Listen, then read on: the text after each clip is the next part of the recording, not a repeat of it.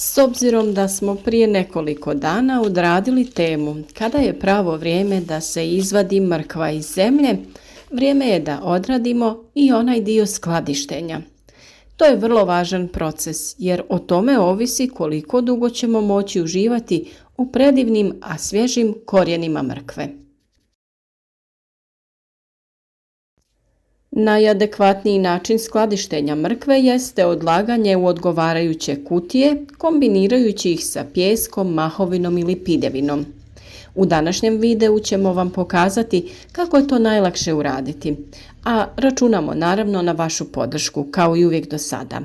Podijelite video kako bi i drugi imali korist od našeg rada, ostavite like, pišite nam kako vi uspijevate održati svježinu mrkve. I naravno, ako do sada niste, zapratite naš kanal jer upravo na ovaj način mi dobivamo povratne informacije. Znamo da li smo na pravom putu, da li su naši savjeti korisni i dajete nam motivaciju za daljnjim radom.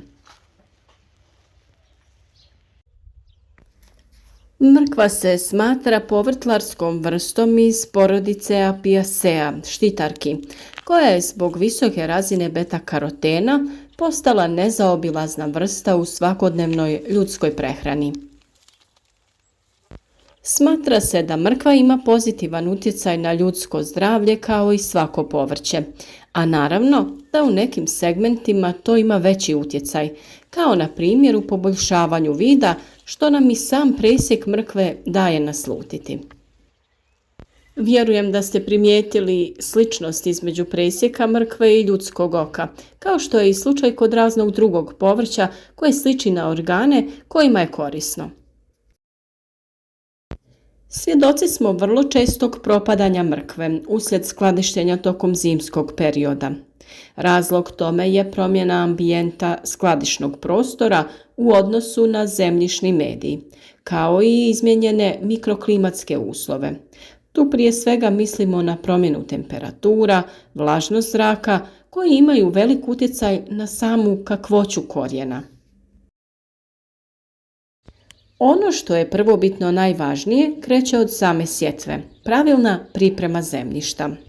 Dovoljno hranjiva i rahlo tlo važni su kao i kasnije dodavanje hranjiva.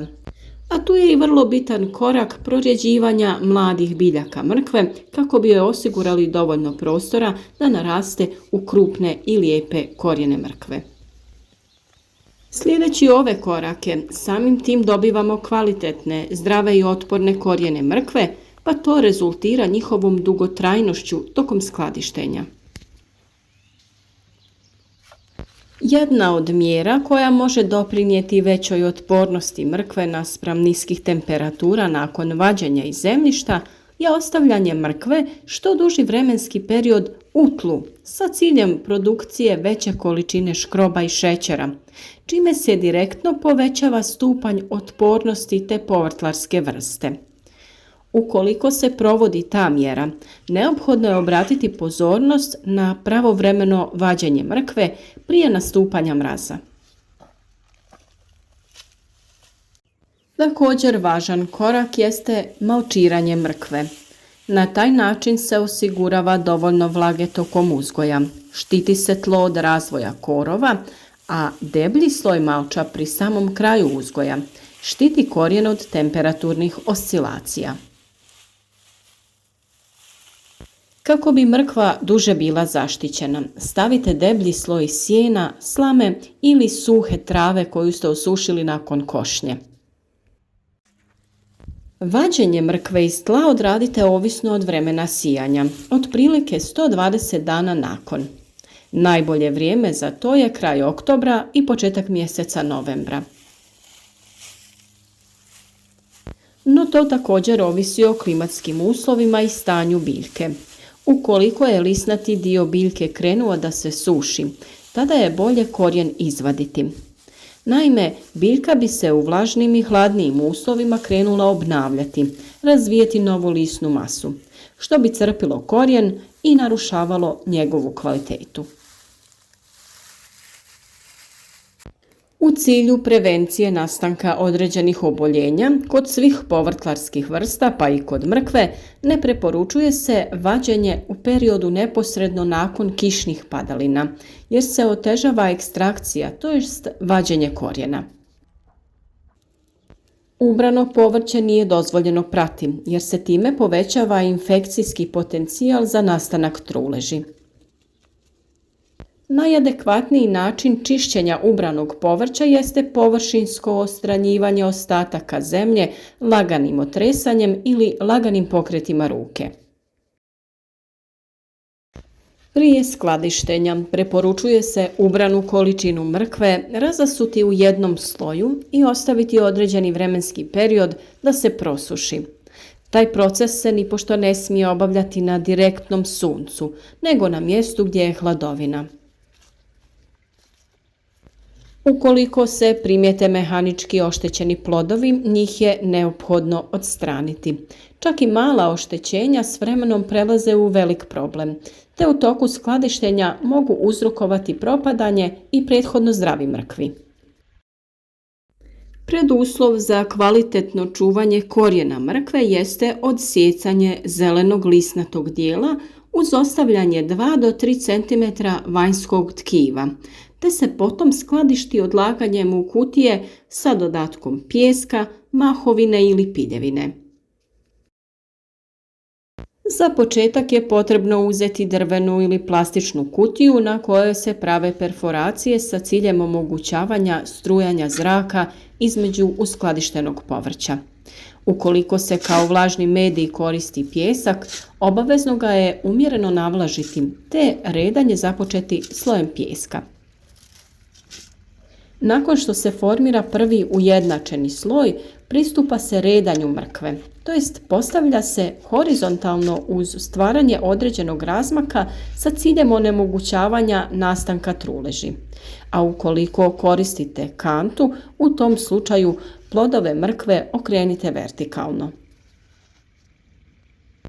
Vrlo je važno da se plodovi međusobno ne dodiruju, nego da taj prostor popuni pijesak. Također nije dobro ni da dodiruju stjenku kante ili druge posude u kojoj se skladište. Ovisno o veličini kutije vrši se naizmjenično redanje uz obavezno zatvaranje kutije i odlaganje na tamno mjesto uz temperaturu od 1 do 6 stepeni Celzijusa. Ovaj način skladištenja mrkve smatra se mnogo kvalitetnijim u odnosu na zamrzavanje, s obzirom da se održava veća razina visoko vrijednih sastojaka. Drugi način skladištenja mrkve tokom zimskog perioda jeste upotreba trapa. Za izradu trapa mogu se iskoristiti velike limene kante koje je poželjno ukopati u tlo. Mrkva se unutar trapa pozicionira u vertikalnom položaju, a trap se pokriva slojem slame debljine 20 do 30 cm. Otvaranje trapa vrši se po potrebi. Ukoliko se radi o skladištenju veće količine mrkve, nužno je postaviti i cijev za ventilaciju. Spomenuti način čuvanja uz pravilno izvođenje doprinijet će dugotrajnom čuvanju svježine mrkve tokom zimskog perioda, ali i očuvanju svih ljekovitih svojstava ove najzdravije grickalice. Ovisno o količini mrkve koju imate i količini i vrsti prostora sa kojim raspolažete, odaberite metodu koja vama najviše odgovara. U drveni sanduk može vam stati zavidna količina mrkve. Trap u zemlju možete napraviti ukoliko raspolažete sa slobodnim prostorom u vrtu, ali obavezno odradite zaštitu od glodavaca tako što ćete postaviti neku vrstu mreže unutar trapa. O pripremi trapa za skladištenje različitog povrća i voća imate poseban video na našem kanalu, pa svakako razgledajte jer vjerujem da ćete u svakom slučaju pronaći nešto korisno za vas. Mi se trudimo dijeliti savjete koji će za vas biti u pravo vrijeme, baš kada vam trebaju, pa se nadamo da je to slučaj i sa ovim video savjetom. A naš rad ovisi o vašoj podršci, pa nam svaki vaš like, komentar i dijeljenje naših videa jako puno znači i hvala vam na tome. Jesenja sezona radova u vrtu je pred nama, pa ukoliko ste zaljubljenik u biljke i prirodu ili imate potencijal to postati, pridružite nam se. Uzgajajmo zajedno voće i povrće, različite ljekovite biljke, odaberimo zdrav način života za naše bolje sutra.